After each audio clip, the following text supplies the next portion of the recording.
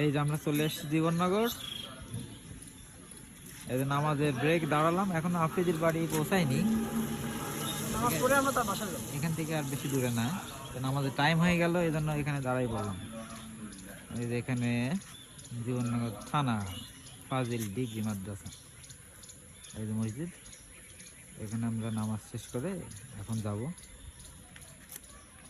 তো কেমন লাগছে বলো? খুবই ভালো। গাড়ির কি অবস্থা?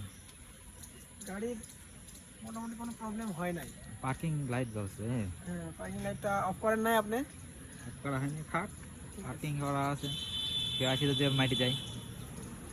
এটা কই কি সেটা লাগানো? হ্যাঁ কি ওইটা তো পিছনে মার্কার সামনে থাকে না গেছে। ফাঁকা গাড়ি হলেও আমরা স্যাটিসফাইড। আমাদের নিয়ে আসছে কোনো ডিস্টার্ব ছাড়া। পার্কিং লাইট জ্বলছে, পার্কিং লাইট বন্ধ করে দিয়ে যা, অত ব্যাটারি খাচ্ছে।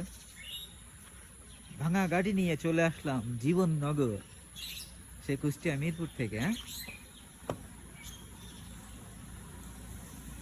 হ্যাঁ হয়েছে বন্ধ। যাওয়ার সময় হবেন কষ্ট, যাওয়ার সময় রাত হয়ে যাবেন। তো চল যাই, নামাজ শেষ করে আসি।